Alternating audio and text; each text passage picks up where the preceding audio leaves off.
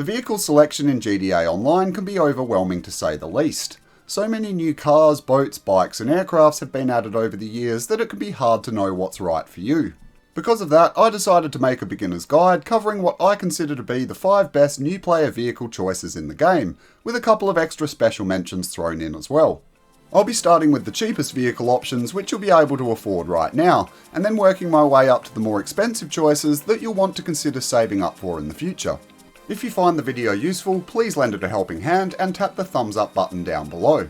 The first vehicle we're going to be looking at is the one I'm driving right now, which is the popular and well-regarded Elegy RH8 sports car. This certainly isn't new, but it simply has to get a mention in this video because even after all these years of being in the game, it's still completely free.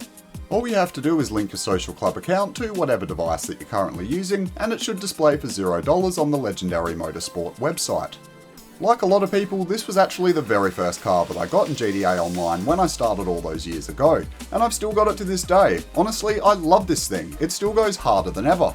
Overall, the Elegy RH8 has decent stats and quite a good selection of mods available at LS Customs. You also have the option of converting it to the Elegy Retro Custom at Benny's, which happens to be one of my favourite cars in the game. It looks so damn sexy and it's got such a great feel to it when you're driving it around. Next vehicle on the agenda is one of the best around when you're talking bang for your buck, and it's the Batty 801, which has been a popular choice in GTA Online for a long time now. With good reason as well. For $15,000 it's one of the fastest and most convenient ways of getting around the map. Not only is it really nimble and allows you to easily squeeze between gaps in traffic, but it's great at wheelies as well, which means you can jump off low-lying fences and walls, making it a super cruisy way of getting from one location to the next without having to contend with a lot of the hurdles that you normally would in a car. Like all bikes though, you have to be on top of your game when riding around and pay close attention to the road, because the slightest bump can end with nasty results if you're not too careful. Add to that the unpredictable nature of NPC traffic in GTA, and yeah, this kind of thing is pretty common. To add to the convenience, if you happen to have an MC Clubhouse, you'll have the option of instantaneously calling any motorcycle directly beside you, which is a super useful feature. Especially when teamed with a fast bike like the Batty, you'll be at your destination before the mechanic would have even normally shown up. This next vehicle is called the Armoured Kuruma, and back in the day it was a griefer's best friend. Before all of the armoured vehicles and flying bikes entered the game, this was the first choice when it came to harassing other players. These days it's a little bit redundant on that front, as it gets blown up with only one RPG, but it's still a really solid vehicle choice for beginners, and that's for the same reason that people used it for griefing. It's almost completely bulletproof, and for that reason I still highly recommend it to anyone that's fresh to the game. It can be purchased from Southern San Andreas Super Auto for $698k, or for $525k if you've completed the Fleecer heist. Granted, this is a bit of a step up from the $15k bike we were just looking at, but with the extra cost comes extra benefits, and it's definitely worth saving your money for. Having a bulletproof shell makes it the perfect car for a good majority of the early and even some of the later PvE missions, where the AI can be incredibly brutal, especially for new players that have a very low HP count. Take this gang attack for example. These enemies are known for doing a lot of damage at low levels, but while driving around in the Kuruma, they can barely touch me. Not only does it make some of these missions a lot easier, but it's actually a lot of fun driving around and causing chaos to everything that gets in your way.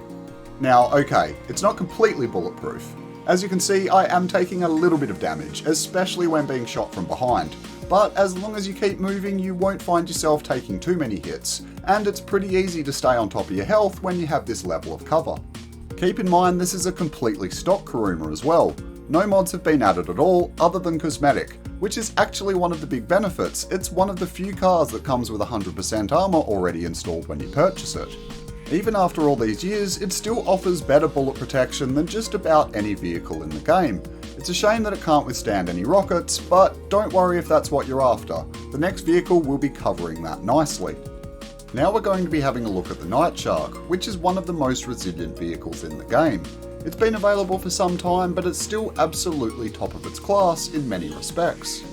Purchasable from Warstock for $1.25 million, you might be wondering what this boxy and fairly ugly four-wheel drive looking thing brings to the table.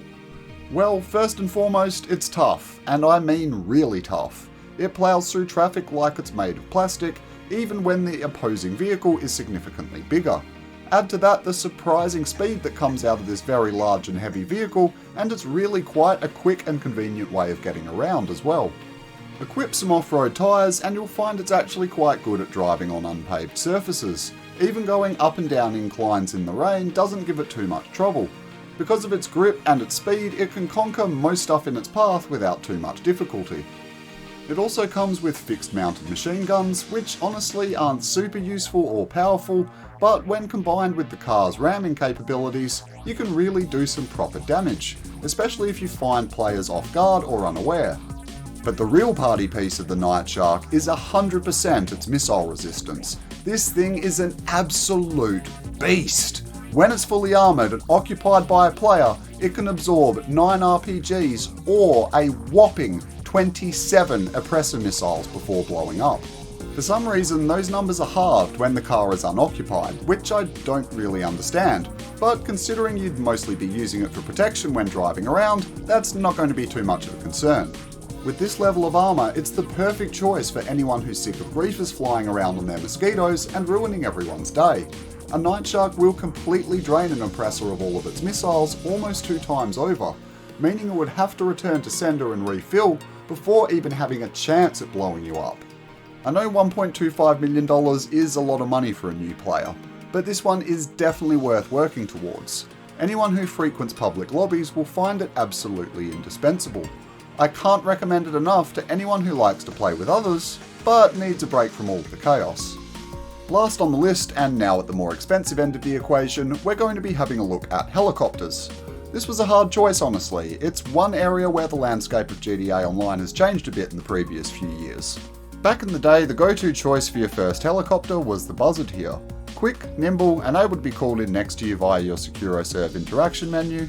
Even now, at $1.75 million, it's still a very decent purchase depending on your playstyle. It's a really agile chopper, and has a good amount of bullet resistance when facing off against NPCs, or even other players if you know how to use it. Like pretty much all helicopters, the homing missiles can be a little inaccurate and lack the proper direction, but when you learn how to operate it properly, it can be quite a useful tool. If you mostly do CEO missions, this is definitely going to be your first choice in helicopters. With the ability to spawn it in via Pegasus, the SecuroServe menu, and from a personal hangar, you won't find too many situations where it falls short. However, these days a lot of people aren't doing the old CEO missions anymore.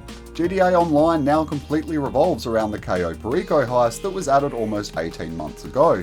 With it being the fastest money earner in the game, this is likely the path that you're going to want to go down.